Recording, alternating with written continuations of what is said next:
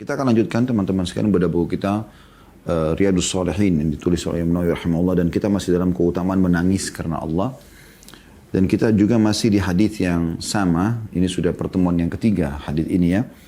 Hadis nomor 454 yang berbunyi dari Abu Hurairah radhiyallahu anhu bahwasanya beliau berkata, Rasulullah sallallahu alaihi wasallam bersabda, sab'atun yudhilluhumullah fi dhillihi yawma la dhilla illa dhillu. 7 golongan yang Allah akan naungi, tidak ada naungan kecuali naungan Allah di mahsyar nanti pada saat orang semua kepanasan ya.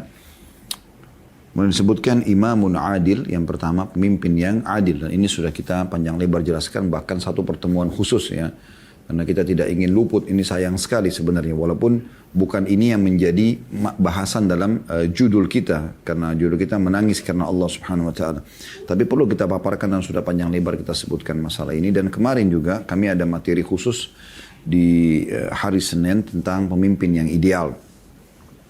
Kemudian yang kedua, dan ini juga sudah kita pertemuan khusus, satu pertemuan membahas masalah ini, wasyabun nasya'a fi ibadatillahi ta'ala, atau anak muda yang tumbuh di atas ketaatan kepada Allah subhanahu wa ta'ala. Dan ini juga sudah panjang lebar kita paparkan, saya tidak ulangi lagi. Ini insya Allah bisa kembali nanti ke bahasannya. Kemudian yang ketiga pada kesempatan ini kita akan bahas, yaitu warajulun qalbu mu'allakum bil masajid, dan seseorang yang hatinya terpaut dengan masjid. Ini akan kita fokus bahas insya Allah. Ini golongan ketiga yang akan Allah naungi, tapi saya ingatkan dulu ke-7 golongan ini ya. Kemudian yang keempat, warajulani tahabba fillahi ijtama alaihi wa tafarraqa alaihi, dan 2 orang yang saling mencintai karena Allah, dia berkumpul, mereka berkumpul bersatu bersahabat karena Allah, dan mereka juga berpisah karena Allah. Nanti akan kita jelaskan pada pertemuan akan datang itu insya Allah. Yang kelima, warajulun da'athum ra'atun dhatu mansibin wa jamal faqala inni akhafullah, dan seseorang yang dipanggil oleh seorang wanita yang memiliki kedudukan dan kecantikan, lalu dia mengatakan, atau berzina, untuk berzina tentunya, lalu dia mengatakan, aku takut kepada Allah. Yang keenam, warajulun tasaddaqa bisadaqatin fa akhfaha la ta'lamu shimalu ma tunfiqu yaminu. Seseorang yang bersedekah dengan tangan kanannya sampai-sampai tangan kirinya tidak tahu ya. Ini juga akan ada bahasan sendiri insyaallah. Kemudian yang terakhir, ini sebenarnya yang jadi saksi bahasan kita, warajulun dzakarallaha khalian fa fadat 'ainah. Seseorang yang mengingat Allah sementara dia sendirian, kemudian matanya mengeluarkan air mata. Nah ini teman-teman sekalian bahasan yang yang akan kita bahas ya, semuanya dengan izin Allah sementara. Tapi pada kesempatan ini kita akan masuk ke golongan yang ketiga, yaitu warajulun qalbuhu mu'allakun bil masajid. Seseorang yang hatinya terpaut dengan masjid, ya. Baik teman-teman sekalian. Kita akan masuk di sini yang dimaksud dengan makna dan seseorang itu terpaut hatinya dengan masjid. Artinya dia selalu saja ingin sholat di masjid. Selalu saja ingin sholat di masjid. Hatinya gelisah pada saat dia mendengarkan azan, kemudian dia tidak ke masjid. Selalu saja sibuk dengan itu. Bagaimana dia sibuk dengan mengejar sholat. Setiap selesai sholat, misalnya habis selesai subuh, hatinya akan selalu bergelora ingin menunggu zuhur gitu kan. Pada saat zuhur sudah datang dan dia sudah menyelesaikan sholatnya, maka dia berusaha ke asar misalnya ya. Kemudian begitu juga kalau dia selesai sholat asar, hatinya bergelora ingin menunggu kapan maghrib. Dan kalau sudah dekat dengan waktu maghrib, maka hatinya gelisah. Dia tidak ingin telat. Ya. Kalau perlu sebelum azan dia sudah tiba di masjid, supaya dia tidak kehilangan banyak keutamaan sebagaimana yang kita paparkan insyaAllah. Kemudian juga teman-teman sekalian, kalau selesai maghrib maka dia gelisah bagaimana supaya isya pun tidak telat. Nah, setelah isya pun dia selalu sudah niatkan dalam hati ya, kalau dia akan mengerjakan subuh esok, dan dia akan terus merutinkan aktivitas ini. Nah ini yang dimaksud dengan warajulun mu'allakun, seseorang laki-laki yang hatinya terpaut. Jadi selalu saja ingin ya ke masjid, selalu saja ingin ke masjid, selalu begitu bawaannya dia. Maka ini teman-teman sekalian, karena memang dia ya mau atau tidak kehilangan dari sholat berjamaah itu. Nah ini golongan ketiga yang akan nanti dapat keselamatan pada hari kiamat. Semoga Allah SWT jadikan kita di sini.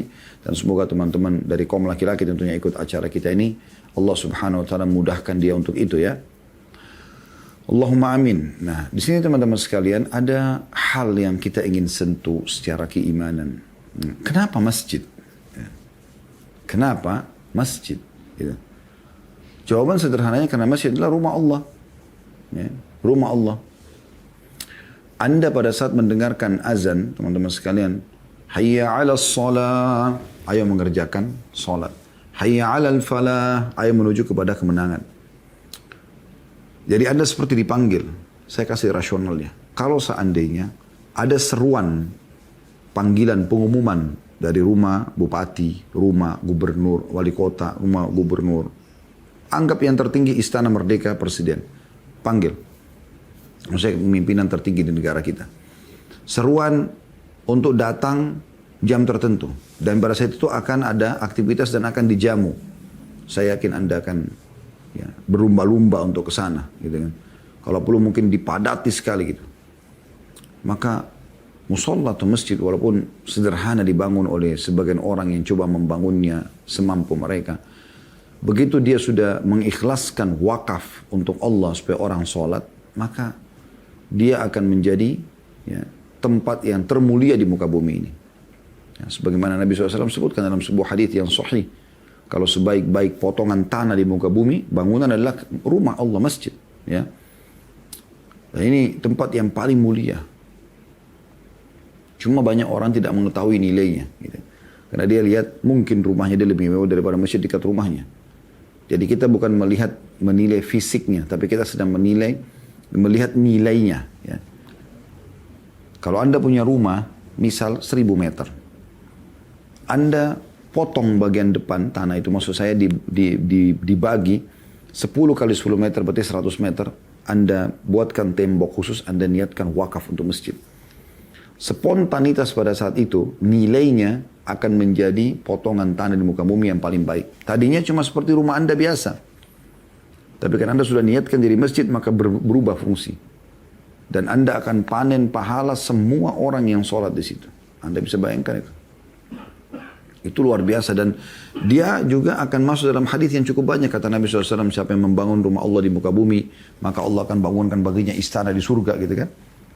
Dan juga ada seorang sahabat yang bertanya mengatakan, ya Rasulullah, tidak semua orang mampu membangun masjid. Maksudnya tidak semua orang mampu bangun masjid karena besar biayanya gitu. Maka kata Nabi SAW, Allah akan memberikan pahala itu kepada siapapun yang membangun rumah Allah di muka bumi walaupun hanya seperti sarang burung saja. Artinya hanya menyumbang mungkin Rp1.000, Rp2.000, Allah SWT akan berikan itu. Jadi dia akan menjadi tempat yang sangat mulia. Masjid itu. Makanya seseorang yang hatinya terikat dengan rumah Allah SWT berarti dia terikat dengan sang raja yang sebenarnya. Ingat, jangan lihat fisik masjidnya, tapi lihat ya nilai daripada tempat itu. Ya kan? Anda bisa lihat biasanya kalau tempat-tempat walaupun itu tempat biasa, bahkan runtuhan bangunan pun, tapi karena punya nilai sejarah, nah maka orang akan datang berbondong-bondong di sana, gitu kan? Coba lihat tempat-tempat bersejarah di muka bumi ini. Pasti berbondong-bondong orang datang, walaupun harus bayar tiket masuk segala macam, ya. Itu yang terjadi. Nah, ini kita bicara tentang masalah nilai. Anda kalau ke masjid teman-teman sekalian, banyak sekali keutamaan yang bisa didapatkan. Dan ini sudah panjang lebar kami bedah di kajian hari Jumat ya. Khusus membedah buku Sahih At-Targhib Tarhib berhubungan dengan masalah keutamaan ke masjid. Bagaimana orang kalau keluar dari masjid, bermula dari pertama dan niat mau ke masjid sudah dapat pahala. Karena kata Nabi SAW, innamal a'malu binniyat. Semua sesuai dengan kadar niatnya.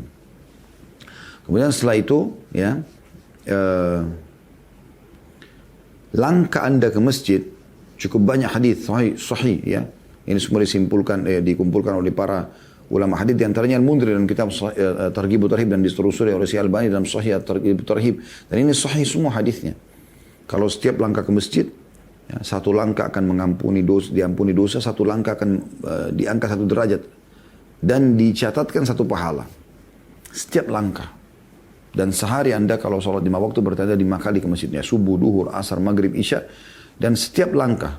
Saya pernah coba teman-teman sekalian waktu saya masih tinggal di Makassar.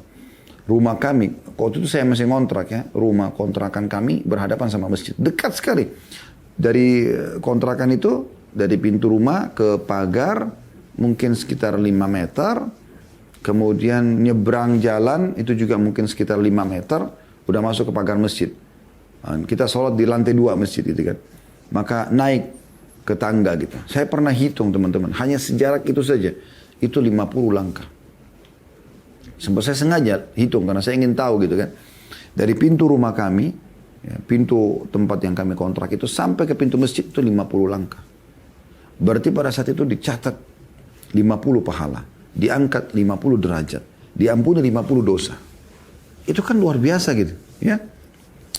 Itu keutamaan yang luar biasa. Bagaimana kalau sedikit lebih jauh? Ya. Ini cuma sangat dekat dan saya lihat sendiri dekat sekali tempat itu. Dekat sekali tempat kami pada saat itu. Ya. Ada orang yang Masya Allah lebih jauh. Bahkan ada beberapa atau ada satu suku dari sahabat Nabi di Madinah. Mereka merasa ingin sekali supaya tidak jauh dari masjid Nabi SAW, bertetangga dengan Nabi SAW. Lalu mereka niat satu suku ingin pindah. Sepakat nih udah. Ratusan orang pengen pindah di dekat Masjid Nabawi. Selama ini mereka sholat. Ke Masjid Nabawi pergi gitu. Maka pada saat Nabi SAW dengar Nabi SAW mengatakan jangan kalian pindah. Karena sesungguhnya langkah-langkah kalian menjadi saksi pada hari kiamat. Gitu kan? Jadi punya keutamaan tersendiri. Ada seorang sahabat bahkan tidak pernah telat sholat. Azan sudah di masjid dia. Padahal kata perawi hadisnya, ya, ini orang ini saya tidak tahu orang yang paling jauh rumahnya dari masjid di Madinah kecuali dia. Jauh sekali gitu. Tapi dia jalan kaki lagi gitu kan. Maka saya mengatakan kata perawi hadis ini, saya subhanallah tidak teringat sahabat yang merawi hadis ini. Cuma yang jelas dia mengatakan, saya mengatakan pada orang itu, kenapa kau tidak beli kendaraan tunggangan, keledai kuda gitu, untuk mempermudah jalan ke masjid. Dia bilang, saya ingin Allah mencatat semua itu. Upaya, jalan kaki, segala macam gitu. Untuk menjadi saksi pada hari kiamat. Dan saya tidak ingin menjadi tinggal dekat masjid. Memang sengaja jauh, supaya lebih besar pahalanya. Waktu sampai kepada Nabi SAW, Nabi SAW mengatakan Allah telah memberikan dia itu. Jadi memang, ke masjid pun langkah, sudah pahala. Kalau anda kuatkan lagi dengan berdoa, ya, doa keluar rumah, Bismillah tawakkaltu ala Allahi la hawla wa la quwata illa billah, gitu kan. Itu dibaca, kemudian dibaca juga doa menuju ke masjid, ya. Itu doa-doa yang mulia, gitu kan. Doa-doa yang mulia. Anda bisa lihat, kami sudah bedah itu di kumpulan doa, ya. Ada di kumpulan doa, bisa dilihat akhir kumpulan doanya. Ya, kita sudah bedah ini hari Senin, ya. Di hari Senin kita membedah kumpulan doa sesuai dengan Al-Quran dan Sunnah. Ini kurang lebih ya bukunya, dan kalau anda belum milikin, usahakan milikin buku ini. Anda bisa lihat di Ajwad Store, atau anda bisa temukan di luar, sebenarnya cukup banyak penerbit yang menerbitkan buku ini ya. Tidak seberapa nilainya, tapi ada 130 sekian doa di dalamnya. Ya. Kurang lebih buku ini seingat saya 132 doa. Nah, ada di antaranya doa menuju ke masjid, ya. Di halaman 24-nya bunyinya begini, Allahumma ja'al fi qalbi nura. Ya Allah, jadikanlah dalam hatiku cahaya. Wa fi lisani nura, dan lisanku cahaya. Diperhatikan, hati cahaya. Terus pindah ke lisan cahaya. Wa fi sam'i nura, dan pendengaranku cahaya. Wa fi basari nura, dan penglihatanku cahaya. Wa min fawqi nura, dan dari atasku cahaya. Wa min tahti nura, dan dari bawahku cahaya. Wa an yamini nura, dan sisi kananku cahaya. Wa an shimali nura, dan sisi kiriku cahaya. Wa min amami nura, dan dari depanku cahaya. Wa min khalfi nura, dan dari belakangku cahaya. Waj'al fi nafsi nura, dan jadikanlah dalam diriku cahaya. Wa'azim li nura, ya. Besarkanlah cahaya itu, ya, padaku. Wa'azim li nura, besarkan, ya, perbanyak cahaya itu untukku. Waj'al li nura, jadikanlah untukku cahaya. Waj'alni nura, jadikan aku sendiri cahaya. Allahumma a'tini nura, ya Allah berikanlah aku cahaya. Waj'al fi asabi nura, ya. Jadikanlah di urat-urat sarafku cahaya. Ya. Wa fi lahmi nura, dan di dagingku cahaya, wa fi dami nura, dan di darahku cahaya, wa fi sya'ri nura, dan di setiap hari rambutku cahaya, wa fi basyari nura, dan di wajahku cahaya. Dalam riwayat itu diriwayatkan oleh Imam Muslim ya. Riwayat yang lain dikatakan Allahumma ja'al li nura fi qabri. Ya Allah jadikanlah cahaya di kuburanku. Wa nuran fi idhami, dan cahaya juga di tulang-tulangku. Dalam itu diriwayatkan oleh Tirmidzi. Dan dalam riwayat Bukhari dalam kitab Adab Mufrad dan disahihkan oleh Syekh Al-Albani ada tambahan wazidni nura, wazidni nura, wazidni nura, dan tambahkanlah cahaya untukku, tambahkanlah cahaya untukku, tambahkanlah cahaya untukku. Dalam riwayat yang lain diriwayatkan oleh atau disebutkan oleh Ibnu Hajar dan Fathul Bari, ada tambahan riwayat wahabli nuran ala nur, dan karuniakanlah aku cahaya di atas cahaya. Ini doa yang rutin dianjurkan baca setiap kali mau ke masjid. Ya. Ini punya keutamaan tersendiri. Ya. Anda sudah dapat keutamaan doa keluar rumah, Anda dapat keutamaan baca doa menuju ke masjid ya. Tentu doa keluar rumah juga cukup banyak ya. Bukan satu dua doa. Tadi yang saya bacakan bismillah tawakkaltu 'ala Allah la haula wala quwata illa billah itu salah satunya gitu. Tapi ada doa yang lain ya.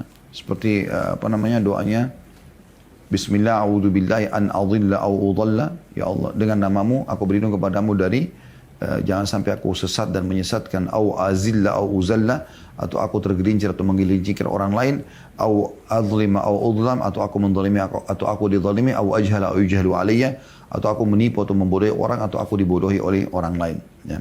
Dan kita masuk ke doa ini, doa menuju ke masjid tadi yang saya bacakan. Allahumma ja'al fi qalbi nura, ya Allah jadikan dalam hatiku cahaya, wa fi lisani nura, dan dalam lisanku cahaya, wa fi sam'i nura, dan pendengaranku cahaya, wa fi basari nura, pendengaranku cahaya, wa min fawqi nura, dari atasku cahaya ya. Kemudian wa min tahti nura, dan dari bawahku cahaya, wa yamini nura, dari kananku cahaya, wa an shimali nura, dari kiriku cahaya ya. Wa min amami nura, dan dari depanku cahaya, wa min khalfi nura, dan dari belakangku cahaya. Jadi sekeliling kita semua ya, mulai dari hati, lisan, telinga, mata, gitu kan.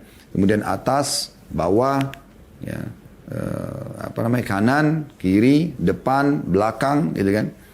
Waj'al fi nafsi nura, dan jadikan pada diriku cahaya. Ya. Atau ciptakanlah cahaya dalam diriku. Itu terjemahannya ya. Waj'al fi nafsi nura. Lalu wa'azzim li nura, wa'azzim li nura, ya. Perbesarlah cahaya untukku dan agungkanlah cahaya untukku. Ya, jadi setelah kita minta hati kita bercahaya, kita minta lisan kita bercahaya. Allahumma ja'al fi qalbi nura, fi lisani nura, pendengaran wa sami' nura, penglihatan wa fi basari nura.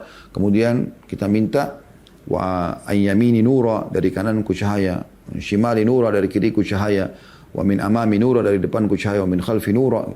Maaf tadi, wa min fawqi nura, dari atasku cahaya, wa min tahti nura, dari bawahku cahaya, wa yamini nura, dari kananku cahaya, wa shimali nura, dari kiriku cahaya.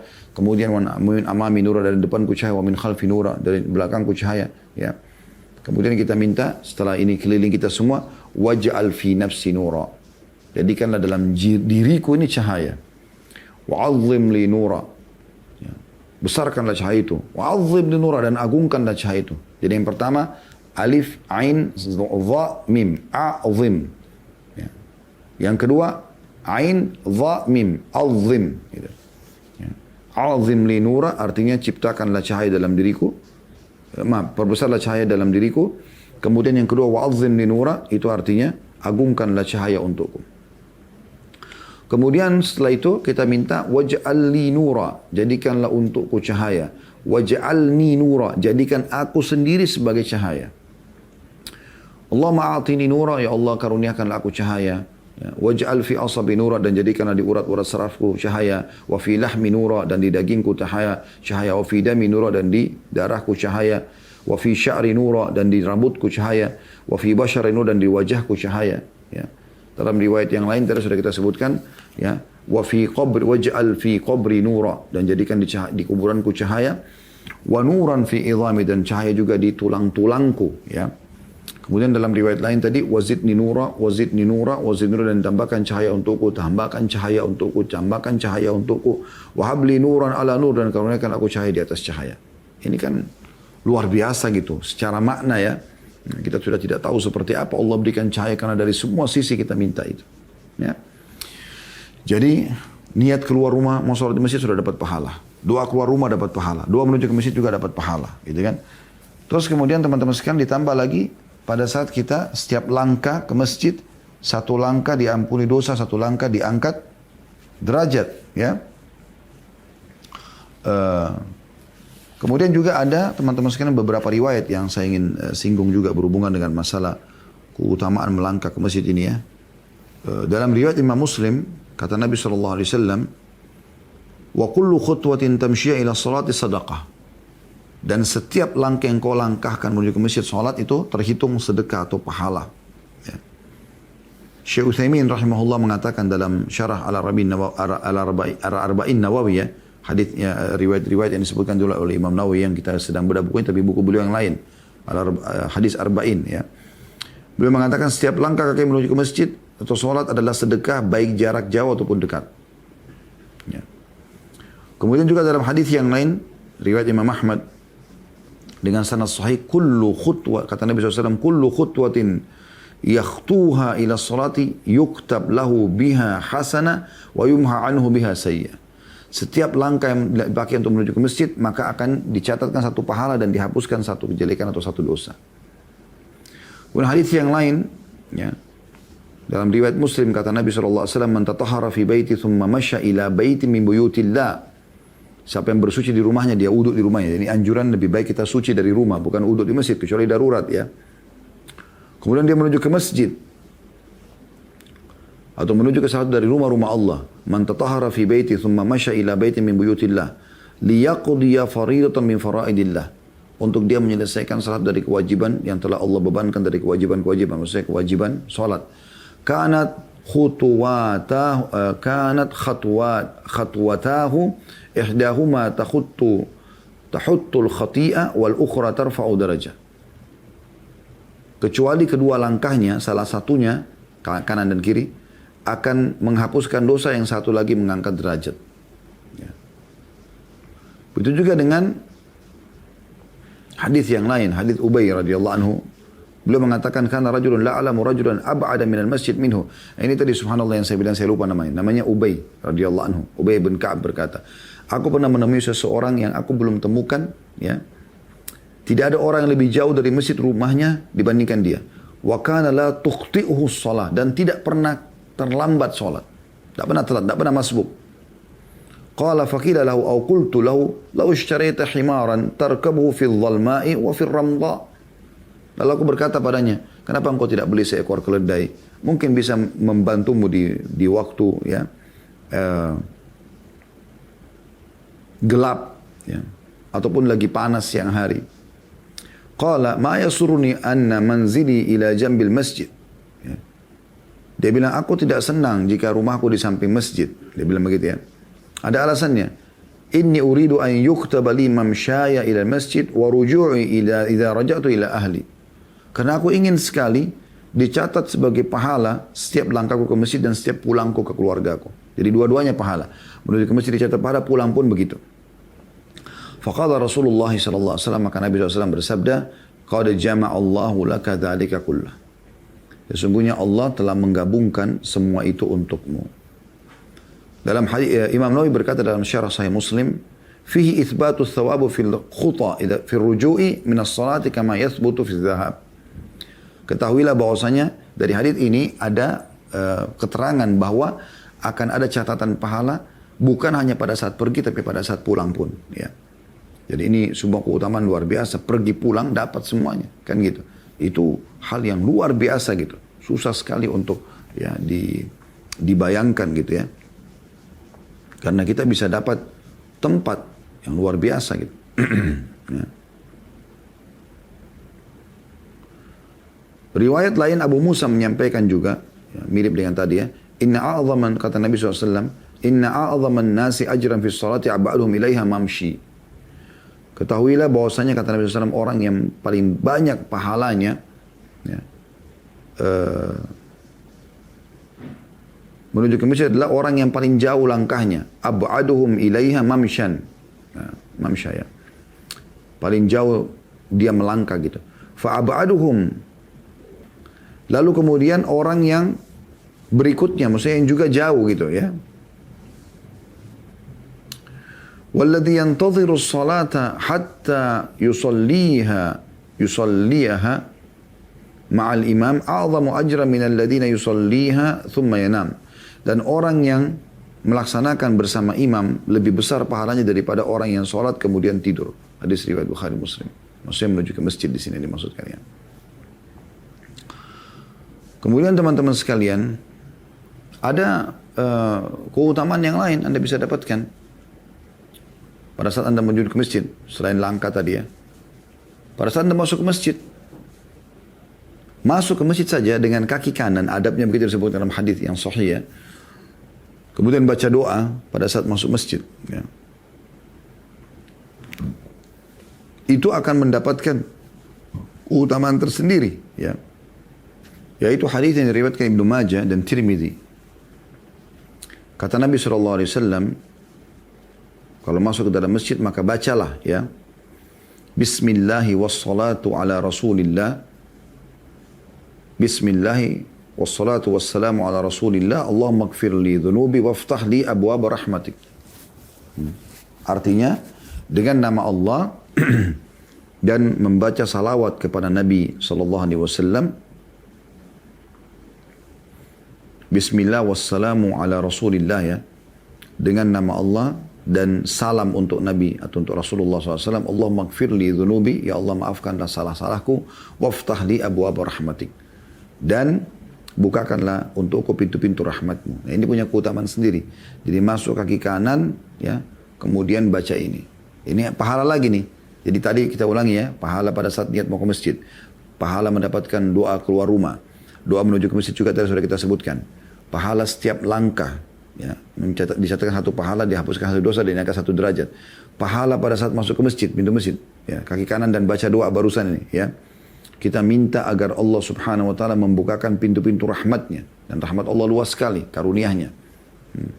Begitu juga pada saat keluar dari masjid. Dengan kaki kiri. Ya, doanya mirip tadi tapi beda sedikit akhir lafadznya. Bismillah wassalamu ala rasulillah. Dengan nama Allah dan salam kepada Rasulullah SAW. Allahumma gfir li dhunubi waftah li abwaba fadlik. Ya Allah maafkanlah kesalahanku dan bukalah untukku pintu-pintu ya, karuniahmu, rezekimu. Ya. Nah, ini termasuk hal yang dianjurkan, keutamaannya. Baik pada saat masuk masjid, Anda bisa kerjakan sholat sunnah. Ya. Dan ini tidak ada di tempat lain seperti sholat. Kalau sholat qabliyah mungkin Anda bisa kerjakan di rumah. Tapi sholat tahiyat masjid. Yang kata Nabi SAW dalam hadis Bukhari Muslim. Idza dakhala ahadukum al-masjid fala yajlis hatta yusalli raka'atain.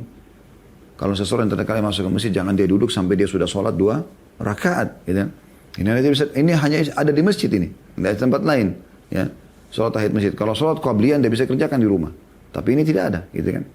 Nah, ini termasuk yang luar biasa gitu ya. Yang bisa kita dapatkan gitu. Kemudian kita juga ada sholat qabliyah sendiri. Bisa kita kerjakan di masjid. Ada doa antara azan dan iqamah yang kata Nabi SAW. Doa antara azan dan iqamah tidak akan ditolak oleh Allah SWT. Kemudian ada sholat berjamaah. Yang keutamanya kata Nabi SAW lebih afdal daripada 25 kali. Sholat dibandingkan tempat lain dan di dalam riwayat lain diangkat 27 derajat. Anda juga bisa dapat keutamaan takbiratul ihram pertama imam. Kata Nabi SAW siapa yang sholat ya selama 40 hari tidak ketinggalan takbiratul ihram pertama imam ya, maka dia akan diselamatkan dari 2 hal. Diselamatkan dari neraka dan diselamatkan dari sifat kemunafikan. 40 hari subuh, duhur, asar, maghrib, isya Anda tidak pernah ketinggalan imam Allah Akbar, Anda juga Allah Akbar. Sa'id bin Musayyib rahimahullah seorang ulama tabi'in mengatakan, saya tidak pernah selama 40 tahun saya tidak pernah melihat ya pundak kecuali imam dan tidak pernah ketinggalan takbiratul ihram pertama imam. Begitu luar biasa bisa dikejar ya. Habis itu sholat berjamaah, Anda juga bisa mendapatkan keutamaan zikir habis sholat. Anda bisa dapat keutamaan kalau mau sholat ba'diyah ya. Dan tadi kalau keluar dari masjid tadi dapat doa lagi ya, dan kaki kiri ada pahala. Pulang ke rumah tadi hadits Ubay radhiyallahu anhu. Bagaimana Nabi SAW menyebutkan sahabat yang berharap setiap dia pergi dan pulang dapat dicatatkan pahala langkahnya. Maka Nabi SAW mengatakan Allah memberikan itu. Berarti setiap pulang pun, ya sebagaimana tadi Imam Nawawi mengatakan, itu akan ada pahala sendiri. Jadi semua satu rangkaian ini luar biasa kita bisa dapatkan dengan masjid, ya. Cuma memang ada beberapa hal yang harus Anda perhatikan pada saat Anda ke masjid. Yang paling pertama, ya, Anda harus jaga kebersihan masjid. Ini yang umumnya masih luput dari banyak kaum muslimin. Mereka anggap tidak penting masjid. Apalagi bukan masjid saya cuma numpang sholat sudah pergi. Dan banyak juga orang menghina-hina masjid. Begitu dia tahu masjid itu kotor, masjidnya kotor, jorok. Misal dia bilang begitu. Kemudian dia pergi. Lebih buruk lagi dia sampaikan ke teman-temannya. Jangan sholat masjid sana itu kotor masjidnya. Itu rumah Allah SWT. Orang yang membangunnya pun mewakafkan untuk Allah. Berarti sudah milik Allah. Gitu kan?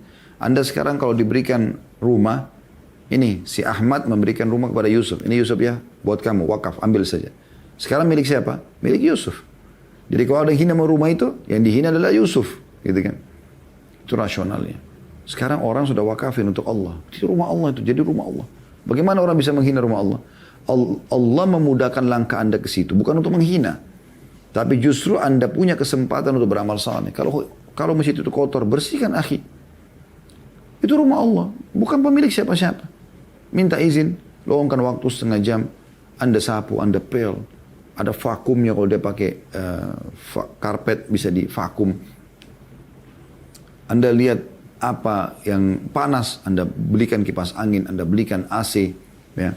Anda bayarkan listriknya masjid. Ya. Anda ke kamar mandi wudu, ada kerannya rusak, perbaikin. WC-nya kotor, panggil orang, ganti WC-nya, perbaikin. Berapa sih itu semuanya biayanya? Perbaikin, makmurkan masjid itu. Kenapa enggak Anda lakukan? Peluang itu, jadi jangan menghina.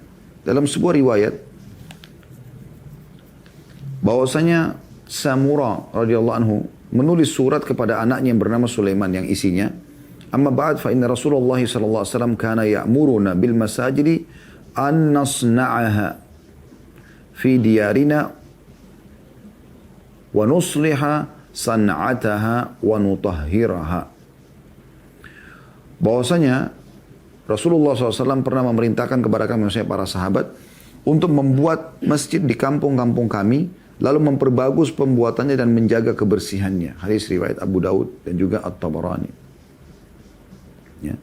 Jadi ini perlu digarisbawahi tentang masjid itu harus diapakan. Kemudian yang kedua teman-teman sekalian harus diperhatikan adalah masjid itu untuk ibadah. Bukan untuk yang lain. Maksudnya fokusnya ibadah. Walaupun masjid bisa digunakan untuk kegiatan yang lain selama bukan haram. Karena Nabi SAW juga menyambut para tamu di masjid. Begitu juga para khulafaur rasyidin termasuk Abu Bakar dan Umar radhiyallahu alaihim. Dalam banyak riwayat menjamu tamu. Kalau ada tamu-tamu yang datang. Di zaman Umar itu sering. Bahkan ada orang kafir yang datang. Termasuk tawanan perang. Umumnya diletakkan di dekat masjid. Atau ada yang dalam masjid bahkan. Gitu kan. Untuk mereka mendengarkan ayat-ayat Al-Quran. Maka masjid itu untuk itu. Atau aktivitas yang lain. Akad nikah orang melakukan di masjid misalnya. Majelis ilmu. Ya. Ini bisa dilakukan. Tapi tidak boleh hal-hal yang melakukan perbuatan-perbuatan yang haram, nanti akan kita jelaskan.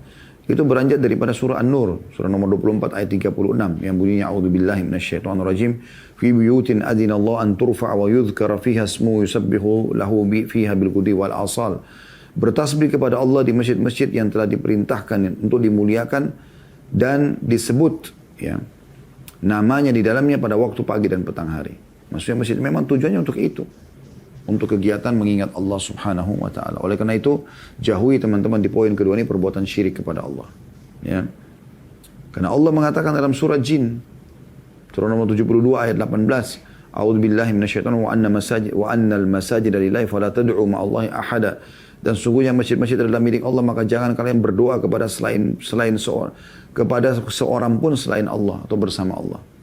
Banyak orang minta-minta pada kuburan, sengaja buat kuburan di masjidnya. Maka ini melakukan perbuatan yang dilarang. Karena ini tempat ibadah yang benar pada Allah SWT. Allah benci kesyirikan. Ya. Orang-orang kafir Quraisy, mereka tahu Ka'bah adalah rumah Allah, tapi mereka syirik kepada Allah. Mereka datangkan patung-patung di situ. Lalu mereka panggil-panggil patung. Ini tidak boleh. Gitu kan? Masjid murni untuk Allah SWT. Tidak ada gitu. Kuburan taruh di kuburan. Pemakaman ada. Gitu kan? Pemakaman ada. Kemudian juga jauhi perbuatan-perbuatan yang tidak ada contohnya, yang dikenal dengan perbuatan bid'ah. Karena kata Nabi SAW, "Man ahdatha fi amrina hadha ma laysa minhu fahuwa rad." Siapa yang berbuat perkara baru dalam agama kami, dalam hal-hal perintah-perintah agama, ya. Dari wirid, dari kegiatan-kegiatan segala macam, tidak ada asalnya dari kami, maka tertolak, gitu kan? Tertolak. Jadi harus dihindari gitu, ya. Termasuk tadi yang saya tekankan ya, jauhi, hindari kuburan. Ini kuburan yang paling sering terjadi. Perhatikan sabda Nabi SAW, ini bukan perkataan kami, tapi Nabi SAW mengatakan dalam hadis Bukhari Muslim, ya. La'anallahu al-Yahuda wa nasara. Ini wasiat Nabi pada saat beliau mau meninggal ya. Semoga Allah melaknat Yahudi dan Nasrani. Kok dilaknat? Karena itu artinya dimurkahi oleh Allah Subhanahu wa taala. Ittakhadhu qubur anbiya'ihim masajid, karena mereka menjadikan kubur nabi mereka sebagai masjid. Orang-orang soleh gitu kan. Anda bertanya, ya. Tapi kan Nabi SAW kuburannya dalam masjid. Benar. Kuburan Nabi SAW dalam rumah, bukan dalam masjid. Bukan dalam masjid, dalam rumah. Rumahnya Aisyah radhiyallahu anha. Cuma sekarang dengan perluasan, maka masuklah rumah itu dalam masjid. Gitu kan. Itu pun di bagian belakang masjid sudah tidak dipakai, di belakang rumah Nabi SAW sudah tidak dipakai sholat di situ. Jadi sudah umumnya fatwa para ulama tentang masalah itu. Karena para nabi-nabi dikubur di mana mereka meninggal, kan gitu. Yang ketiga teman-teman, jaga adabnya, jangan teriak-teriak di masjid, jangan berdebat, jangan berkelahi, ya. Jangan melakukan kelalaian-kelalaian, ya. Orang sibuk handphone di masjid. Kalau darurat mungkin Anda menjawab penting. Tapi kalau sampai Anda tonton-tonton yang haram misalnya atau apa ya, di masjid. Semoga Allah maafkan ya yang lalu-lalu. Tapi ini contoh tidak boleh. Tapi kita fokus ke masalah ada orang kadang-kadang jadikan masjid. Orang sudah sholat pun, saya pernah gitu masuk ke masjid sudah iqamah. Masih ngobrol gitu. Masih ngobrol di situ. Mengganggu orang khusyukan orang sholat. Atau mungkin habis sholat. Habis sholat orang lagi mau fokus zikir, mau konsentrasi. Dia ribut ngobrol. Ini mengganggu orang. Disebutkan sebuah kisah dari As-Sa'id bin Yazid Al-Kindi. Dia berkata, aku pernah berdiri dalam masjid dan ketika itu ada seseorang melemparku dengan kerikil. Dan aku melihat ternyata itu adalah Umar bin Khattab. Umar lempar dia dengan batu kerikil. Umar berkata, pergilah dan datanglah padaku dengan dua orang ini. As-Sa'id berkata, aku pun membawa dua orang tersebut. Kemudian Umar berkata, siapa kalian berdua? Dari mana kalian berdua ini? Mereka mengatakan, kami dari penduduk Taif. Jadi Umar lagi berzikir. Sa'id bin Yazid ini juga begitu. Dia lagi berzikir. Tapi di dekat dia ada dua orang yang ribut ngomong terus. Agak jauh dari Umar. Maka Umar ambil kerikil kecil lalu dilempar ke As-Sa'id ini. Lalu As-Sa'id pun datang. Ya. Lalu Umar mengatakan pergi. Ngomong sama dua orang itu suruh datang kepada saya. Maka pada saat mereka berdua datang, Umar tanya, dari mana kalian? Mereka mengatakan kami dari Taif. Umar langsung mengatakan, lau kuntuma min ahlil baladi lau ja'tukuma. Kalau kalian termasuk penduduk kota ini, maksudnya kota Madinah, maka aku sudah cambuk kalian berdua. Tarfa'ani aswatakuma fi masjidi Rasulillah sallallahu alaihi wasallam. Kalian mengangkat suara kalian keras dalam masjid Rasulullah sallallahu alaihi wasallam. Tidak boleh. Ribut-ribut, ya. Masjid tempat ibadah. Yang keempat, nggak boleh transaksi jual beli dalam masjid. Dijaga ini. Karena kata Nabi SAW, "Idza ra'aitum may yabi'u aw yabta'u fil masjid, faqulu la arbahallahu tijaratak. Wa idza ra'aitum man yunshid fihi dhallatan, faqulu la raddallahu alaih." Hadis ini diriwayatkan Tirmidzi. Dinyatakan hadis ini sahih. Kata Nabi SAW, bila engkau mendapatkan orang yang menjual atau membeli dalam masjid, di dalam masjid, bukan di pelataran beda. Dalam masjid ini tidak boleh. Maka katakan kepadanya, semoga Allah tidak memberikan keuntungan pada perdaganganmu. Kita disuruh doakan supaya nggak laku. Dan bila engkau menyaksikan orang yang mengumumkan kehilangan barang dalam masjid, maka katakan kepadanya, semoga Allah tidak mengembalikan barangmu yang hilang. Ini saking luar biasanya. Tidak boleh sama sekali. Ya, kita melakukan perbuatan-perbuatan seperti ini. Ini yang keempat ya. Jadi tidak boleh kita transaksi jual beli di masjid. Saya pernah isi di pengajian di satu masjid dulu waktu sebelum pandemi ya. Rupanya pengurus masjid ada yang dagang Menurut dia itu sudah pelataran, tapi saya itu tempat dalam masjid, saya ingatkan. Ya. Karena di situ dipakai sholat. Jadi ada kayak semacam perluasan masjid, kemudian ada pintu masjid ya, utama masuk ke dalam gitu. Tapi itu dipakai sholat. Jadi hampir setiap kali masjid penuh pasti ke situ sholatnya. Ada pelataran memang yang tidak dipakai sholat, gitu. Bahkan jadi parkiran. Itu tidak dipakai jual beli sama mereka. Saya katakan pada panitia ini tidak boleh. Ini hukumnya haram. Ya. Kemudian yang kelima teman-teman sekalian,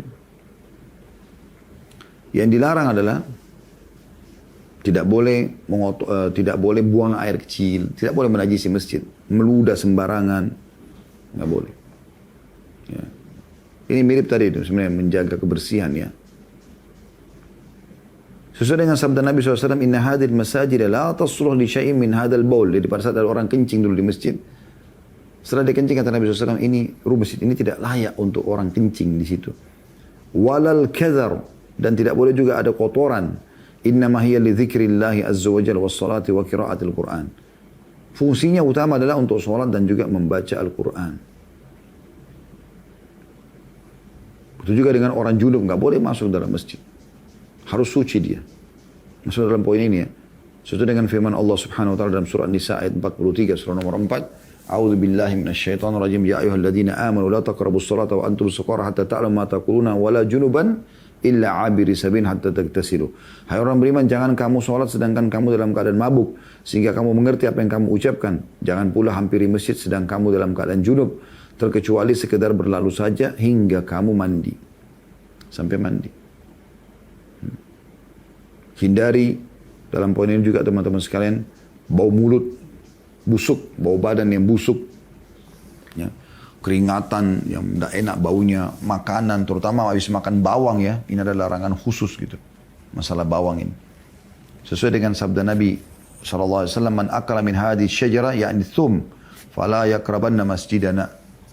Siapa yang makan dari bawang pohon ini, maksudnya bawang, maka jangan dekati ya masjid kami. Dalam riwayat lain dikatakan kecuali dia sudah mematikannya, maksudnya dia memasaknya sampai matang, jadi dia bukan makan mentah-mentah gitu. Nah, mungkin kita di Indonesia tidak terlalu banyak yang makan bawang mentah ya, tapi ini di daerah India, di Pakistan mereka terbiasa dengan itu. Nah biasanya ada bau mulutnya sehingga mengganggu orang sholat atau mengeluarkan bau nggak sedap dari badan kita. Jadi usahakan seger ya. Kalau Anda betul-betul keringatan sekali, Anda coba masuk ke kamar mandi dulu, coba Anda freshkan badan Anda ya. Kalau Anda pakai baju kaos sama kemeja misalnya, maka baju kaos dalamnya Anda buka saja. Anda masuk ke WC-nya, kalau ada kamar mandi, ada beberapa masjid, Masya Allah ada kamar mandinya ya. Masuk kamar mandi itu, kemudian Anda mandi dulu. Beberapa masjid besar saya temukan ada kamar mandi, tempat mandinya ya, dan ada sabun disiapkan segala macam. Jadi orang kalau Jumat tidak sempat mandi di rumahnya, dia bisa mandi di situ. Beberapa masjid besar saya lihat ada seperti itu. Anda bisa masuk, Anda mandi dulu, segarin badan. Atau paling tidak kalau tidak, Anda masuk ke WC kalau tidak ada tempat mandinya, buka baju kaos Anda itu. Basahin sedikit dengan air, diusap, disegarkan badan kita, digosok ketiaknya, badannya. Kemudian Anda cuma pakai kemeja saja. Baju kaos itu Anda simpan di kresek plastik kalau Anda masuk ke masjid. Demi untuk menjaga kehormatan masjid. Nah ini termasuk hal-hal yang perlu diperhatikan berhubungan dengan masjid. Jadi bukan cuma sekedar terikat hatinya untuk sholat di masjid, tapi memang dia terbawa pada bagaimana dia juga menjaga adab-adab masjid tersebut, ya, adab-adab masjid tersebut. Allahu a'lam. Ini insyaallah bahasan kita teman-teman sekalian. Semoga bisa diambil pelajaran dari apa yang kita pelajari ini.